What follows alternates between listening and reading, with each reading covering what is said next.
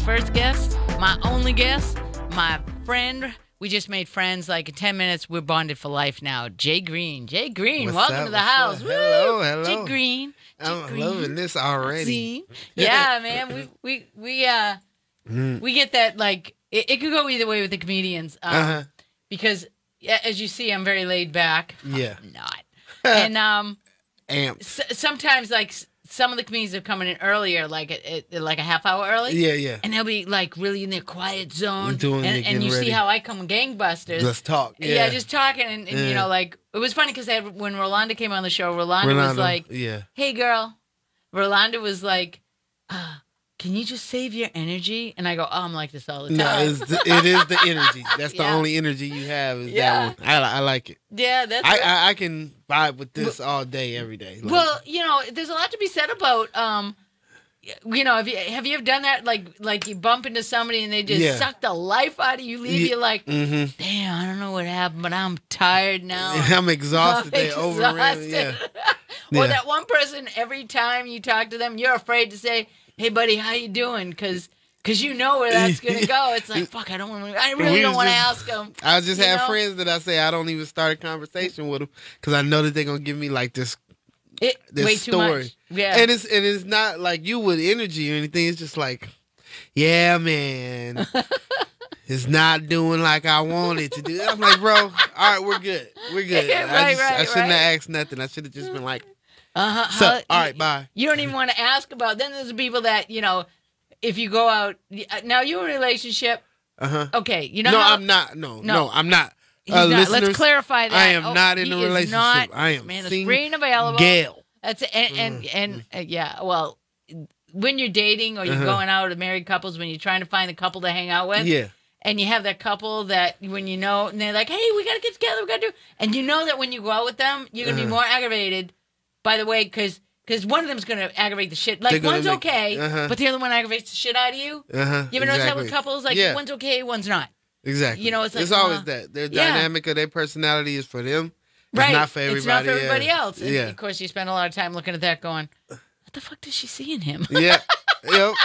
All the time. And wait, but I want to know, do men and women have the same place that they go to with the, what does he see, or you see like an incredible looking woman, right? And the first thing you say is, he's got to have money, or he's got to, and I laugh because when women say, oh, he's got to have a big dick, and I'm like, no, you guys got that so wrong. It's like, I got to keep a woman. I don't think that the penis is the important part in these situations. I honestly think, for the most part, my mindset is that when we see an unlikely relationship, which is what I think you're saying, where I see a guy, I'm like, how did he end up with her? I'm always like, oh, he listens. Oh, like, it's because he listens. Man. Seriously, I don't want to do that. I'm not going to listen to I her. don't want to listen to that. Yeah. I saw a comedian do that where he was talking about the woman because she goes, listen, and he was just going. I mean, the more he did that. And you could hear more women laughing in the audience than men because we all know how we are. When we deal with each other, we want to kill each other. Exactly. Women are the only creatures, you know, that aren't, gonna have to devour each other on the food scale. Exactly. That'll look at each other, want to kill each other. All the time. Is that bitch got on? Who does she think she is? Exactly. Look at her walking. Yeah, exactly. She come up to me. Hi, how you doing? Yep. Hey, girl. Hey, girl. What you been up to? Yeah. Look at you. Look at you. I thought you hated her. Yeah, it's like, no. Not out loud. I don't hate her out loud. I hate her. I only hate her on the inside. On the inside. Now, you work at Fat Sal's? Fat Sal's. Okay, and they're doing this big to-do with, because all the rumor about Eddie Murphy doing a sequel to the McDowell's thing, for Coming to America, which is my favorite movie ever. Like almost everybody's favorite movie ever, but I love Fat Sal's. I mean, for doing this, I hated working there until they said, we're doing Coming to America. I'm like, you guys are the greatest people that ever lived. Like, I was like, I was so happy. Like, it's my favorite movie. Now think about that as to like how life happens. Yeah. It's like, now, if you would have told you as a kid, because that movie came out when you were a kid. Oh, yeah, I was little. And it was hilarious during the heyday of Eddie. Mm-hmm. And if anybody would have said to your kid, hey, someday you'll be working somewhere, and you see how you're watching that, you're going to be a part of that. Oh, my God. And it means a lot. People, if you're not huge. from here. Yeah. Right? No, where you from originally? I'm from here, though. I'm from L.A., born and raised South Central Los Angeles. That's right, South Central. Whoop, You whoop. did that. You were like, tell them how to give directions to your house. Oh, well, you basically, if you hop on, if you north, this is only for people who are north of the 10 freeway or north of Wilshire Boulevard. But if you from there, or you live there, to travel there, you have to go, you got to go east first. Like, if you're in Hollywood, you need to go east and then go to like Normandy or Western, make a right. That's heading south, and then just drive till you get afraid. That's where I'm from. So, That's my favorite. Drive until you get afraid. Because you sum that up so perfectly, because now Boston, where I'm from, I know it was hard to tell. But what? No, it's not. It's not hard to tell. It's not hard to tell. Boston, you'll be driving around, and it is just like that. You take one corner, and you're like, oh, shit, this is a bad part. I'm scared. Yeah. This is a scary part of town. Yeah, and you feel fear. Don't get out of the car. Don't ask directions. Why do they have no streetlights here? Yeah. Well, I see shadows moving. Yeah. lighters on the corner going.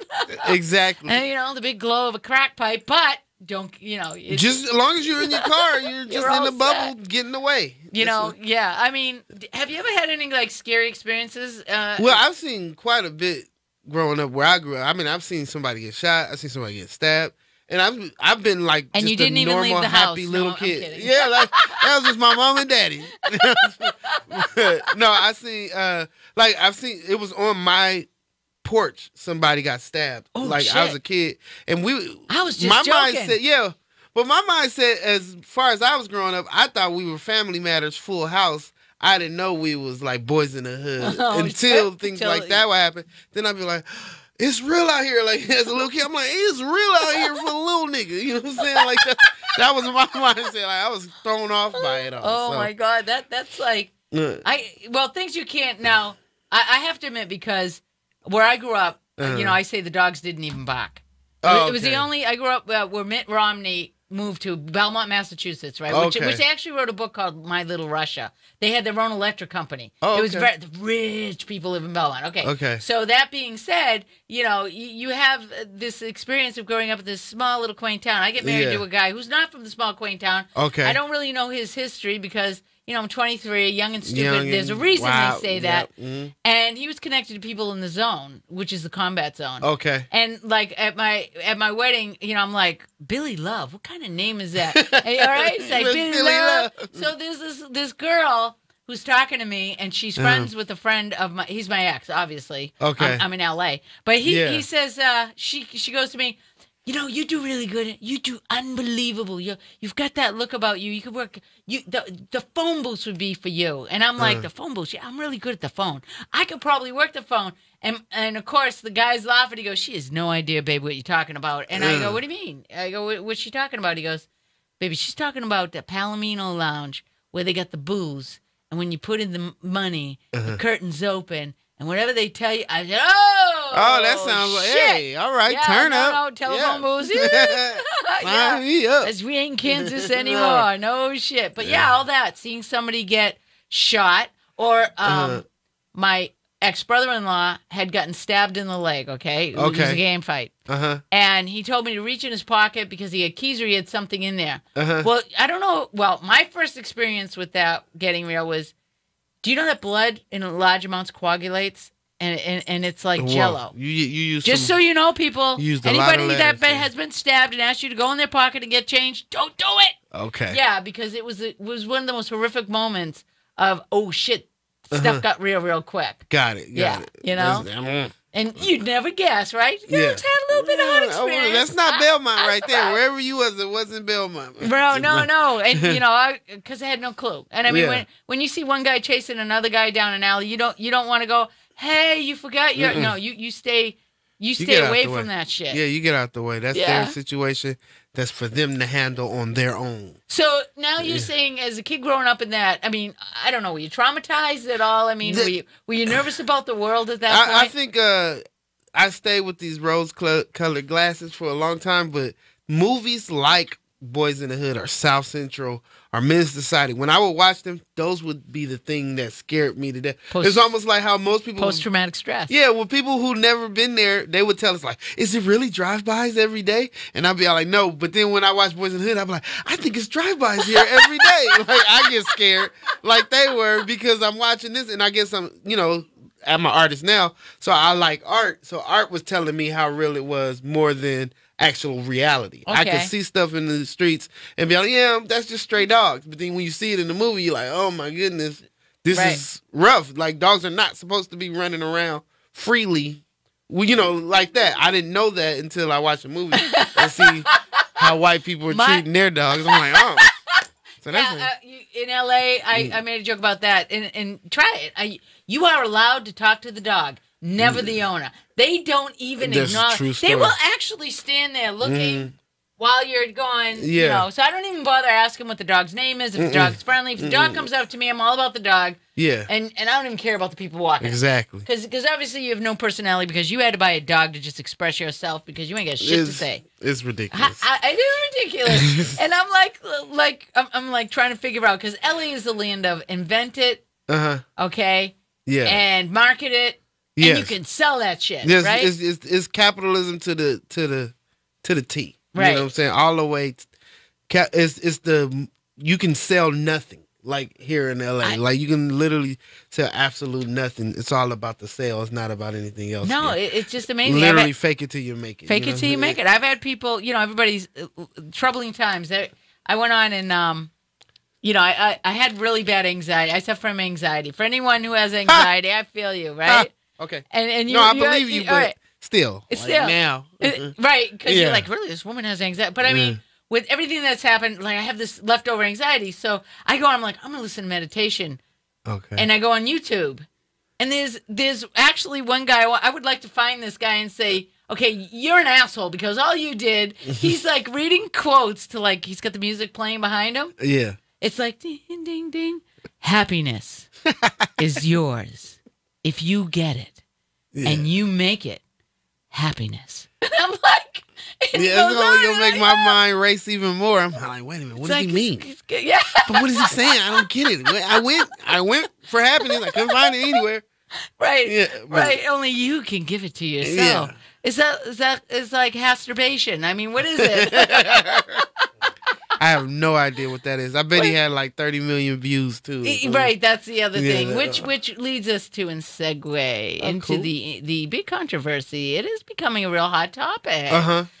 Shank just wrote that about asking people's opinion, and a couple of other about the I guess the new talent is no talent, not just with what they're seeing on Instagram, because what the comedians are saying.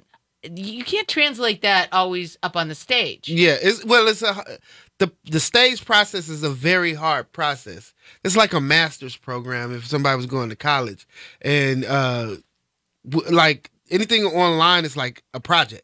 Right. Like, yeah, it might have been tough to do that project, but it was just a project. This is a master's program. You can't just do a project and the professor's going to say, well, I mean, it's real though. But it is real. Like, we sitting there failing. Like, the goal sometimes is to just go and fail. Because if you do it every night, some nights you didn't want to, like anything in life, you don't want to do it. So those nights you kind of be like, I'm just going to do bad.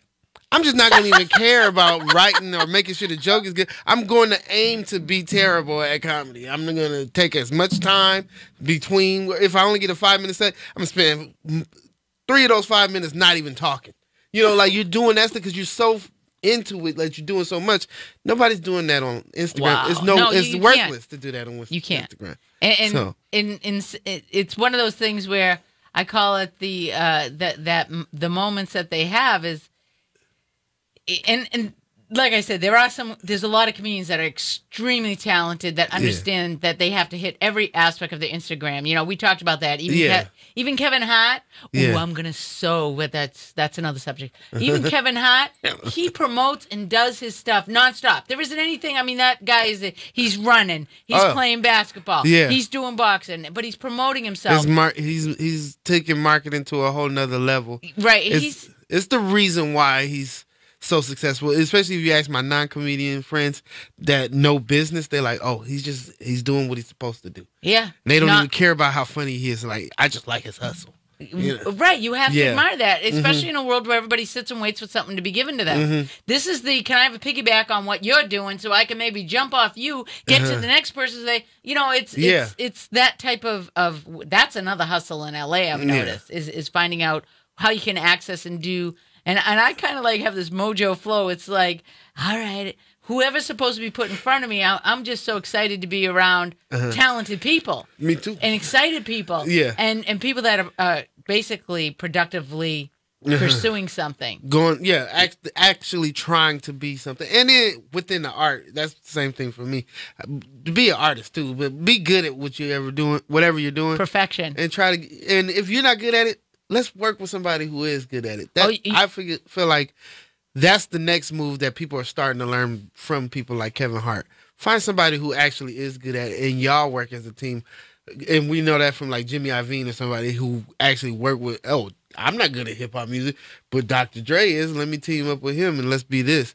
To me, that's where the next level is, about people being productive and passionate about stuff, and also having a talent. You would have to say that in getting past an ego, like that whole thing. And I don't need to do it by myself, right? Especially if I'm not that good at whatever it is. Yeah. Well, I know that there's a lot of when we talk about writing. Now, do you write your own material? Or do you have somebody? I write everything. Yeah. So, is there a process you go through? I always like to ask comedians because you all have like a different kind of. Yeah, I think mine is like swimming.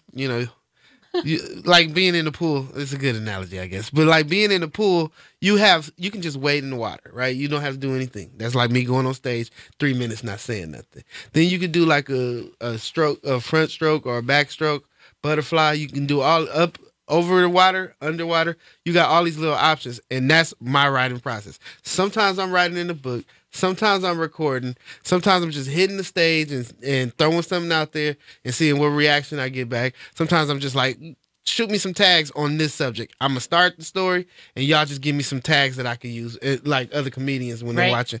And all these is my writing process. Probably why my comedy goes in a little different directions, where it's like, is he ignorant? Is he smart? Is he goofy? Is he extroverted? Keep guessing. I heard that's a real good thing to do, though. Yeah. Yeah, like, to me, it only became that when I finally accepted that I'm not always going to write things down in this book. Like, I bought this book. I said, this is my joke book. I wrote a whole note to people. Hey, this is Jay Green's joke book. Do not read any of these jokes, yada, yada, yada. And then I didn't never use that book. Nothing in that was book. like 3 pages, and then I hadn't used that book in a long time. But I kept starting to type stuff in my phone. Sometimes I would just do a recording, depending on, what I was doing in that moment. If I had enough time to do it.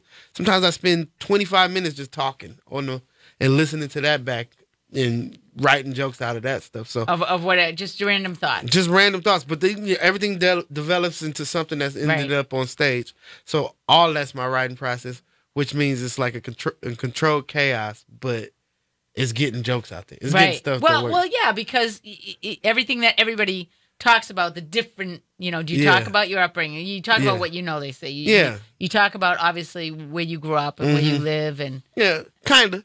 Because I also think I just now started to get into writing about me. Right. Most of my comedy at the beginning was just my observations. And, I guess you just end up falling into writing about you when you start being in it long enough. Well, that's what I hear, that if you talk your truth. Yeah, and you're willing to get it, really stand naked in front of the world, and just out of pain comes the laughs. I mean, because the story of the guy whose father was a minister, and he had got caught looking up at his teacher's bloomers.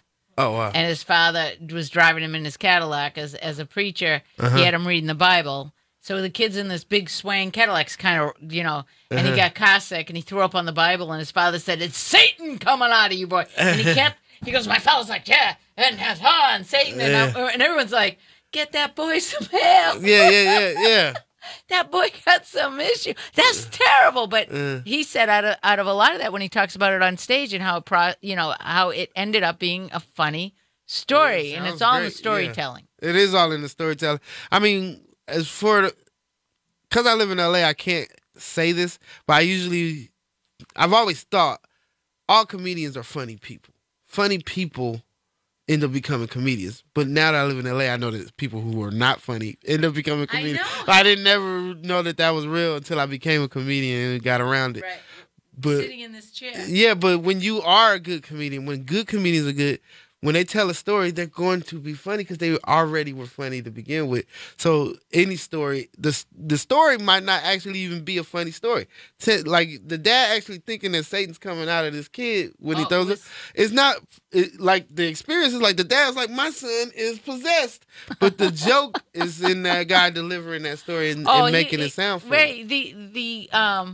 The process that and like I said, it's like a learning process. This whole thing has been for me is like I've actually been educated. This is actually the Grand Master Chair of education because every comedian comes in here and they really do share the knowledge. And I'm like, man, if you watched all the shows that I have up and you see the amount of information that these 20-something double digits. Yeah. Most of the comedians that come in here have been double-digit time spent experience, and they'll tell you about that process when they first started, what they endured, and you really say in your head, why would you keep going? Yeah, it literally it's brutal, ridiculous. You masochist, you. But I think it's more like a martial art or something because it's like I'm just using my brain and I'm twisting it and I'm turning to twist and turn everybody else's brain. That's all. My whole mindset is acting has got this thing where the script is like a block that you chisel out.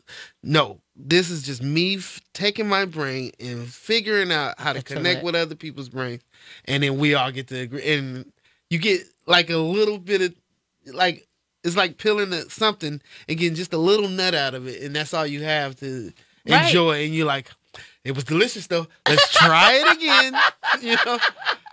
I like that. You have a really good way with words. You're very, very good at painting the picture with words, with what you said, like the swimming pool. Oh yeah, I'm a king of analogies. I can't lose it. It's part of my life. Man. I love that. It makes for really great conversation. And like, there's a lot of talk about that as to when you have a conversation with people, and there's got to be people that you walk away from going, well, that was a whole lot of nothing, and you wonder, like, basically.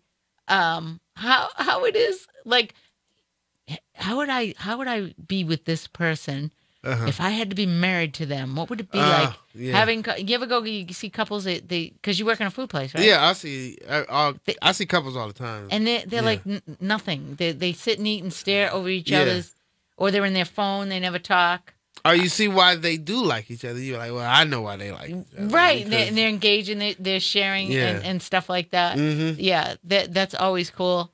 Do you ever go out to eat by yourself? I've done it once or twice. Okay. Usually if I'm going somewhere and I got to grab something to eat real quick, I sit down and eat. Right. Yeah. So. Oh, we're going to take a look at one of your videos, young man. Oh, okay. Well, you guys want to get a look at what he does exactly, what his craft is. I'm going to play a clip right now, and we're going to load that up, and you guys sit back and watch. I should have watched this one first. I don't even remember what I said.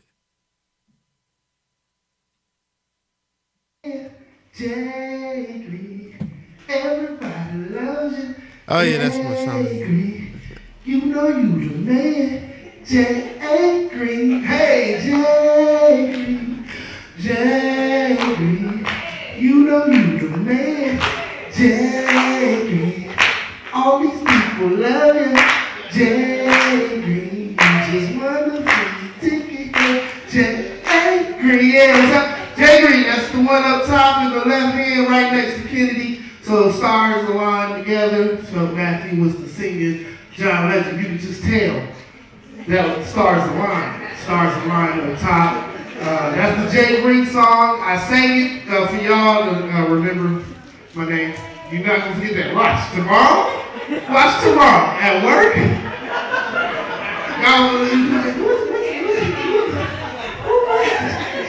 Why do you keep saying Jay Green? It's a letter and a color. You just out here you like the letter J and the color green? Yes. Yeah, I'm Jay Green. I'm from South Central Los Angeles. Is anybody else from South Central? It's a place not far from here. You just hop on the 101 freeway, take it to the 110, drive till you get afraid. That's where I'm from, South Central. It's a lovely city. Don't let the rap songs prove it's a lovely city. And we make sense of things out there. This is why it's a great place to be. I make sense of a lot of stuff. A lot of things get on my nerves. DJ Khaled being number one. I don't know if anybody's on Snapchat. DJ Khaled is. And dude sound like he took his medication and didn't take his medication at the same time. If you just pay attention to DJ Khaled's always like, bless up, another one. What else do we say? He'd be all like, cloth alert, cloth workout alert. He said stuff like that. Why is everybody taking notes? Anyway, all right, so, like, I'm sorry, y'all throwing me off, but y'all playing yourself. Don't play. That's another thing DJ Khaled say. Don't play yourself. And I gotta make sense of that. How you go? You're a DJ with an album, DJ Khaled. You play yourself all the time. You can't be telling people don't play yourself with an album and you're a DJ. Don't ever play. You just played yourself. Congratulations. People are really taking notes. Nobody told me about this. I want to, because it's me, I know I'm the person talking, but I don't want to fail the test if there's a test at the end of this. Y'all scaring me. Anyway, y'all scaring me. You know what else don't make sense? Has anybody ever heard that cheer? U-G-L-Y, you ain't got no alibi, you ugly. Hey, you ugly. See, I didn't think y'all would do that. There's so many pretty people in here. But anyway, yeah, so that don't make no sense, though. Because who needs an alibi for being ugly? Right? Huh? Right? I was at the Lip Room movement in Van Nuys from 8 o'clock to 8:45. Everybody was there. There's no way I'm ugly, they'll tell you. Everybody was there. There's no way. Kennedy was there. Chris was there talking about the Spider-Man movement. Feel me? Josh told us about love. They'll tell you there's no way I'm ugly. You don't need an alibi for being ugly. You know what you need an alibi for? Guilty.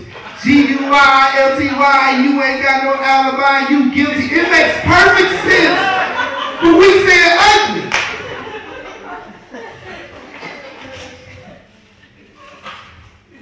They told us we only had 3 minutes, so I only practice for 3 minutes, okay? So, this is a story I'm gonna tell y'all. It's a story on my heart. The story is called Fat Vegan, okay? That's the title. It's just the title of the story. That wasn't the joke. And if y'all laughing at that, y'all know the story. Okay? So I got a day job, okay? It's in Hollywood. It's a place called Fat Sal's. Anybody ever heard of it? They got some bomb sandwiches. You know what I'm saying? Yeah. So these sandwiches are great. They got like pastrami or Philly cheesesteak, but they don't just put the chicken fingers and mozzarella sticks and fries and onions. Bomb sandwiches. But it's meat. 2 girls come in there. One of them was slim, and the other one was thick.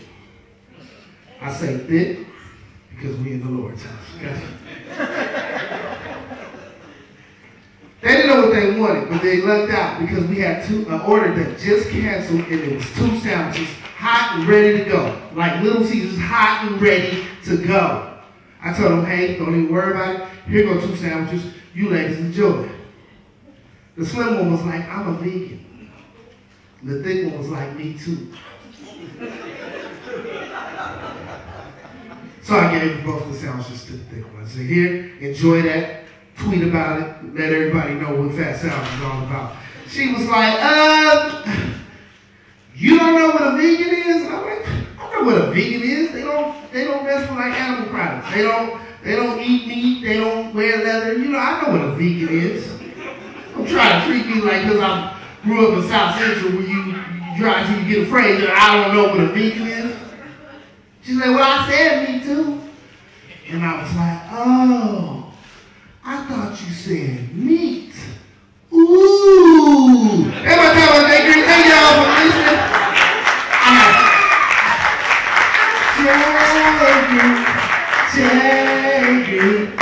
You know you the But there's something to be said about that too. You know, your little song that you do, because do you intro? Because it's better than saying, "Hey, how you doing?" Yeah. That 37 other comedians just came out and said? It was a procrastination day where I was supposed to be writing for a show. Like, there was a showcase, and it was supposed to be my time. I'm supposed to be writing, and I'm recording me singing this goofy song. So I was like, man, I'm doing that on the stage. And I've been doing that ever since. And it's good for my confidence because now I already got to get my goofiness out of my spirit. And just, like, now, you know, I don't have to say, hey, how you doing? And I don't even have to care if they like me or not. No, but they remember my name. And they can't, right. Yeah. That is something, you know, we talk a lot about the importance of the name on stage. Yeah. Because, you know, there is a lot to be said about when there's 30 comedians that are going on. They're not going to remember everybody's name. No, they're not going to be, you know, like I made jokes and said, listen, if I was on stage as a comedian, if I was a black male, I think I'd wear neon pink. Yeah. I would be, it's like, well, I only do that thought because I was in sales, and you had to have something that differentiated you from everybody. That set you stand out way apart. Because if they didn't ask for you, you didn't eat. Yeah. Okay. So everyone has a gimmick with their name. Now I worked in Sarasota, Florida. There's a place called Annamarie Island. Okay. So I used to say, when you come back, make sure you ask for Annamarie. Annamarie, like the island. It was just so close to my name that stuck. Oh yeah. Okay. Yeah. Right. Otherwise, they would come in and they would say, "Is Joanne working?" Is Marianne working? And as close as that is, something, yeah. My sales, right? It's dog eat dog. They're like, nope, sorry, no Joanne working here. But I can help you. Yeah, but right. Right, yeah. Yeah, you do sales. You knew that real quick, didn't you? I just know about that kind of thing. Yeah, man. It's a tough life. You know, there was a lot. We used to say that the comedy that was, it was just there. I mean, anything to do with people. Yeah. Like you said, you went into it, you know, calling your observations. Yeah, it was more focused on the observations. And, you know, like even, I'm big on playing on words, like you said about way with words, like knowing that DJ Khaled is a DJ that has an album and and him telling me not to play myself. Well, he literally is playing himself. So my play on the, like, or meet ooh, you know, sounding like me too, meet ooh. Like I was always observing a different way of looking at something that we always say. We always say something ooh, you know, but we also say me too all the time. Same thing with, you know. When I was a kid in school, and my name is Annamarie, but it was just too much for the teachers to say. So they called me Ann. I hated the name. Okay. Because A-N-D. So when the teacher would be up and, you know, you're daydreaming and you're doing what you're not supposed to. Yeah. And they would accentuate as they were saying the subject. Yeah. And I would just bolt. Like there would always be that, you know, because it sounded like they were, exactly. Yeah. So I get what you mean on that. I know what you did. So, a little play on words. I'm always focusing on that stuff. But lately I've been like, what's about me? Now that I know how to do the play on word thing, let me try to talk about myself more, you know what I experienced. Seeing people get shot before you even left the house. I hadn't even left the house. It's funny because I realize that I bring that up mostly when somebody want to try to question me, like my credentials, because I'm such a smiler. I'm always happy and smiling. They're like, how did you grow up in South Central? Man, you ain't never experienced that. You probably was in the house all day, which is kind of true.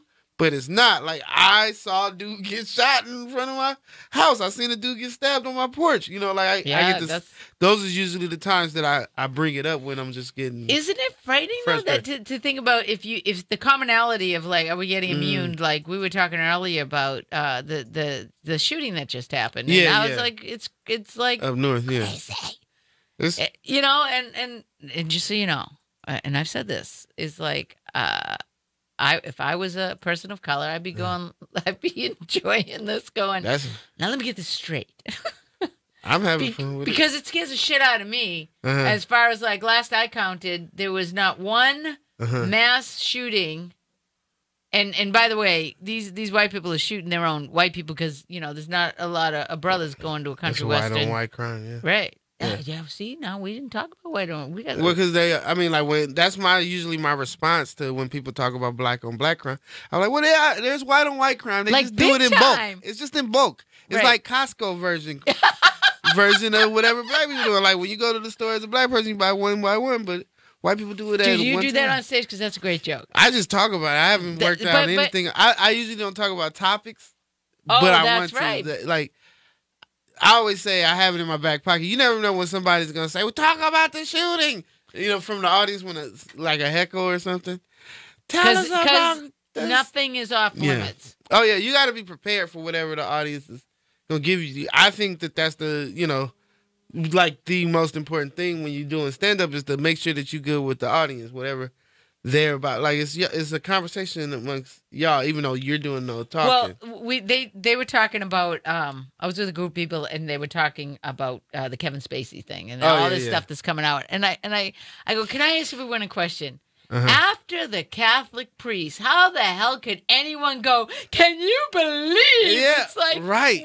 It's exactly. Like, it's like you people have a minute attention span of life going, can you believe that Kevin Spacey, a Hollywood actor, batshit crazy, great actor. Yeah. But now it's like a shame because he's good at his craft. Exactly. But that doesn't mean, and just so, all these people that they worship these Hollywood stars. Cut the shit. They're people who do unbelievably good at their craft, but they're still people. And people are creepy. Yeah. People are fucking weird. It's normal. I mean, it's not normal, but it's human. It's human, and they are in every walk of life. They represented God. It's like, okay. My joke, you want to hear my bad? This is bad. That the when the priests get fitted, they ask for one size fits all over an altar boy. Oh my goodness.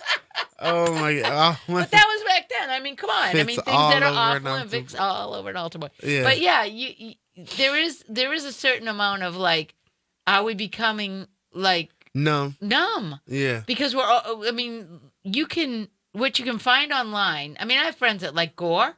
And some of the stuff that, people, the train wreck syndrome where you can't look away. Yeah. And people like the clown movie there. Yeah.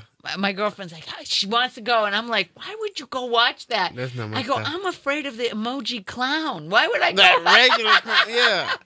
You get me around too many clowns and I got a problem. And the first It had me. So I'm like, you know what? I'm good. I'm good with it.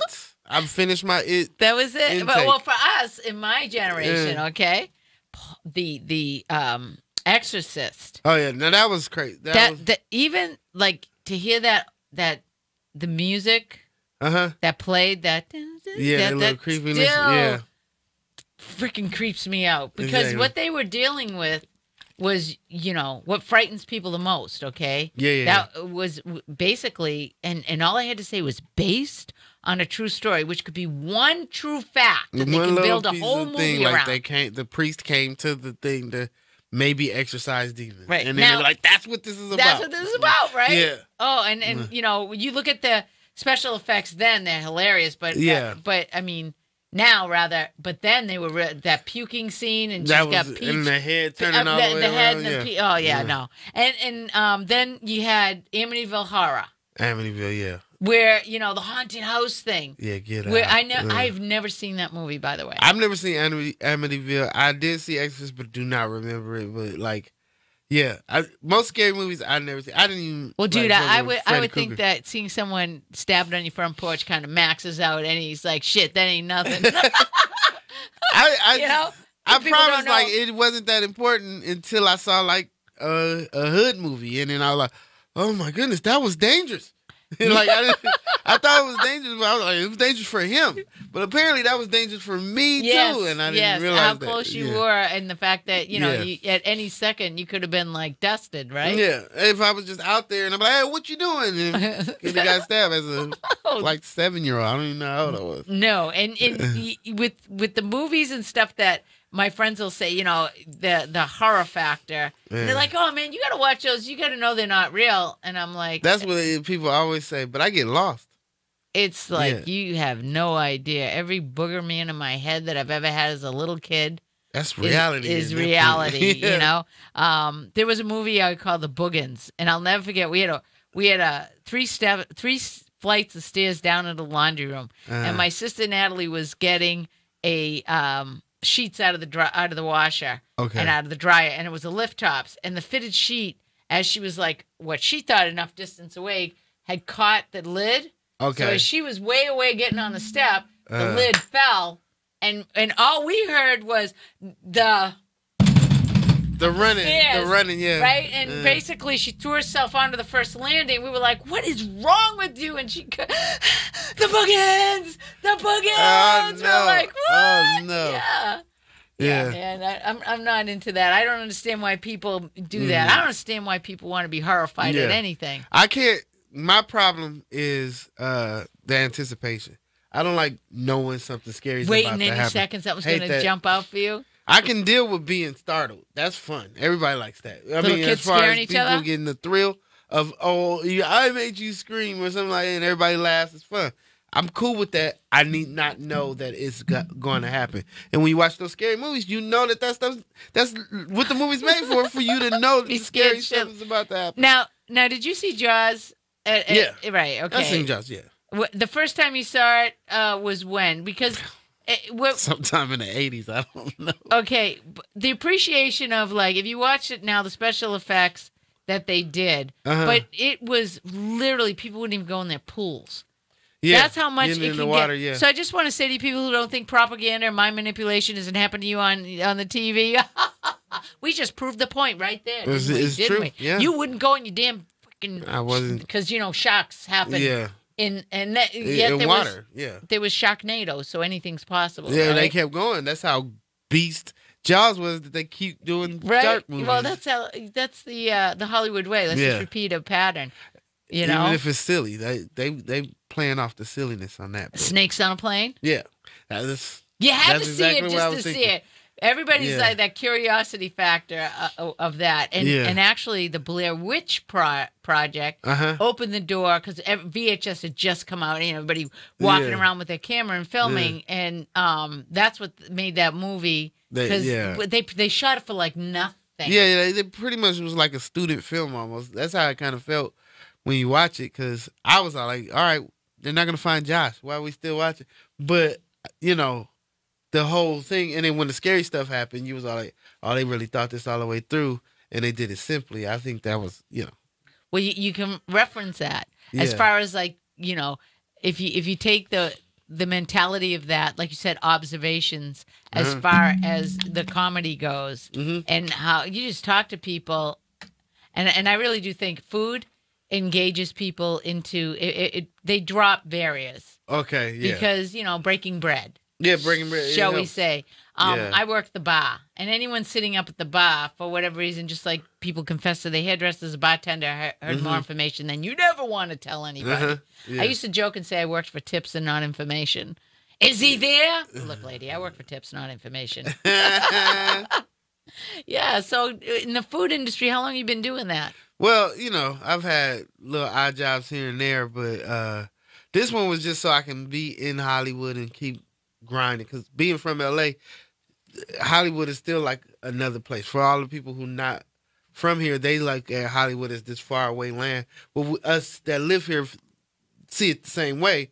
And then once you get older, if you start to work in that area, you start to say, oh, that's what it's all about. Because I'm working here and I live here, I kind of know both. So the only reason I even got the job working in like fast houses is just so I could be in Hollywood. But I've done, like Starbucks and all these other little well, you had to jobs. work your way up to what we call it. Now I get the language now. Over the hill. Yeah, over the hill. So you went over the hill. When I first got here, I was like, "What hill? This is big hill. Everybody keeps going over. Yeah, up and like, over. What hill? Where? Yeah, and then the other enlightening was there is the different paces of where you are. Like Burbank, all of a sudden, where did everybody go? Yeah. And a lot of old Hollywood lives out in Burbank. Yeah, everything's Bob Hope. Because it was. That's literally when I think over the hill. When they talk about living over the hill, it's like there's the Hollywood Hills, and so when you go over onto the other side, you get the Burbanks and the North Hollywoods and like the Valley. So when I really think over the hill, that's the hill I'm thinking about when they say it. So, well, I was thinking the other day as I went through there, there's going to be the generation that Bob Hope who. And, it's like, they're already here. What was he? He's got an airport. His name's on, I know. Yeah. His name's on everything. Yeah. Yeah. Yeah, you see Bob Hope, everything, Bob Hope Airport, all that kind of stuff. And some people are going to be like, Bob Hope? Who the heck is Bob Hope? To me, it's a constant reminder of you're here and then you're gone. Yeah. And eventually you're gone. Mm-hmm. Only way you can come back is if you did a scandal that they could bring up later on. Oh, 20 women have come out and spoke about Bob Hope. At his airport. None just, Yeah, you know that. Yeah, Uh-huh. what do they call that when you're up in the plane? What is that? The high mile? the Mile High Club. Yeah, that's it. We'll hear something about Yeah. that. Yeah, I'm really surprised. Like there was, I like the humor some people have about. They had Tom Hanks, and some woman reported that he was nice. Yeah, I saw that one too. He is one of the nicest I've met him guys. too. I've been so lucky and fortunate to actually meet Tom Hanks, and he is. Genuine. I promise. The picture I got with him was because he wanted to take a picture. He like get in here, let's take a picture. Isn't he amazing? I was like, he beat me to anything that I would have even wanted to say. Like he was just so on. Like I kept saying that's Josh Baskin from Big. Like and I'm talking to him. That's Forrest Gump I'm talking to, and he really is so phenomenal. Nice. And I Great mean, personality I don't too. really think there's any part he could not play. Oh no, he could do it. He can play Tupac. One of the most, Shakur. Yeah, dude, he's one of the most. We'd go see amazing. that Tupac movie starring Tom. I'm just saying I'm not saying that he's gonna be the best Tupac that you've ever seen. But you're gonna go watch. He will be deep. I can see that now. Yeah. I'm just picturing him in the bandana. Yeah, the interesting thing about people who really, LA, the hustle, like you said, the grind. Yeah. I've been privy to. This being the first time I've been on my own, and people say, "What do you do for work?" And I said, "Whatever comes next." Whatever. I like because that. I don't want to. I don't want to commit to a job where you work in the. You can't pursue anything in the entertainment and have a full-time 40 to 40-hour a week job. So you really got to know how to bounce and do, you and gotta do a hustle. juggle. Thank God for Lyft. Thank God for Uber and Postmates that get to fill in that money that you actually need. Because if I worked full time in one of my jobs or whatever job I had besides doing the Postmates and stuff, I would, I was getting my life sucked out of me. Sitting there going, it's right there, but I can't even reach it because I got to be at work for 8 hours today. You know? And I can't go to open mics and stuff like that. You've probably gone to work wicked tired, right? Oh, all the time. I was like, working 2 jobs at one point, and I was sleeping like maybe 3 to 4 hours a night, and it was every night, 7 days a week, and I was tired. I was just exhausted the entire time, and not even that funny as a comedian. I was like, what am I doing? Am I just dying? Am I dying? Not only that, because, there's a certain amount of energy you have to maintain. I had done a double gig over the weekend, and I worked Skirball, right, which was a, that place is, now, if you do catering, the minute you get in there, okay, you're going to set up the tables, you're going to do this, and you're going to do the hustle, you're going to serve, then you're going to break, and it's like, boom, boom, boom. So, with that being said, one of the people I do a farmers market thing. Okay. And they had this event, and the guy was like, somebody called out, can you show up tomorrow? And I'm like, I won't get in. I get to sleep at 2:30. I had to get up at 7. So I said, I'll do the vinegars because it's really laid back and there's not a lot of havoc. Cool. I get into it. No, it's not cool. I get to the place. It's a clusterfuck of where to park. Okay. Yeah, and I'm sure you've done gigs where it's like parking is the LA, worst, right? If they don't have somewhere for you to go, right, you better show up the day before, okay, and find out where you're going to park. Yeah. And I get there, and I'm like, the first thing I want is coffee. Right. Okay. I get to the back. There's a box of coffee, and there's no cups. And there's this one woman, middle-aged woman, a little dowdy, and she's doing something on a laptop, looking at me and looking down. And I say, excuse me. And she's looking at me like, yes, you're bothering me. I don't mean to bother you, but are there any coffee cups? Is there any there? No, bitch. That's why I'm asking you, right? Yes, there's some here, but are there any more? And plus, you're not in the mood because, like, I'm not in the mood because I'm tired. Yeah, so, you dealing with life, right? Too. Like, yeah. I'm trying. Now I go out into the main area, and it's a women's club, and so there's all these women vendors, and the woman behind me where the guy set up, she's like, you can't leave those boxes there. The way the boxes are, she can't move over there. Now, I don't do setup, okay? And with everything that was going on, my day that was not supposed to be a cluster, the first customer wants $600 worth of vinegar. Oh, my goodness. So needless to say, the lesson is like I always, when I get in my car, and I want to say this, I did want to bring this up. This time of year, the holidays, a lot of people are dealing with loss, memories that they wish they could lose, and and talking with people is like, I really would like to say, I am so glad we have comedians because comedians take it to the level that we all need it to be. Is chill the fuck out. Yeah. People go see a comedy show. Which where you playing anywhere? Yeah, I'll be at Lotus Lounge on Friday. Lotus Lounge, the 24th. So that's on Vermont. You can probably check my social media. I'll have it posted. Which is at J Green LOL. That's the letter J, the color green, and LOL. Keeping it simple. Everything, I like that about you. And yeah, that's my thanks to the comedians for that. And also, people, be kind. Yeah. I know everybody's anticipating all of that. Yeah. And it's going to get worse out there before it gets better unless everybody kind of pull together and understand some. It really ain't about us. You know. Try to give a hug the best way you can. Whatever way you can give a hug, give a hug. Say something nice. Does anyone ever do that anymore? Even if it is just to the dog. Okay? Yeah, right. If it's just to the dog. Still do it. I love the way he's smiling at me right now. Yeah, man. I'll tell you that because for anyone who doesn't understand that, as far as getting through the holidays for everyone who has, and it tugs at people's hearts. It makes people in retail. They had meeting after meeting about how tweaked people are. Oh yeah. So keep that in mind.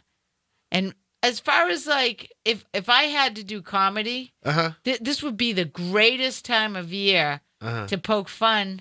You know, Saturday Night Live did a great job of those little Thanksgiving skits and their little holiday skits. Family time. Who doesn't have great humor coming from growing up? That's probably most of the comedy. I mean, when I told my family I was going to be a comedian, everybody had a story. They was like, "You got to talk about your Uncle Terry. You got to talk about such and such. You got to talk about." So I just like. Well, family is where it's at. Is where it's at. We joke about that because everyone says, you know, when I talk about, it's hilarious if I talk about my mother. And I said, I'll have to wait until the woman passes on because she'll kick my ass. You know, I can't tell that story. I can't say, right? Yeah, well. And you do it. A lot of the comedians talk about, you know, the comedy that did come out of growing up. Yeah. Did your mom cook for everyone for the holiday? Yeah, my mom will cook for everyone for the holiday now. Did you not fuck with your mother when she was in the kitchen?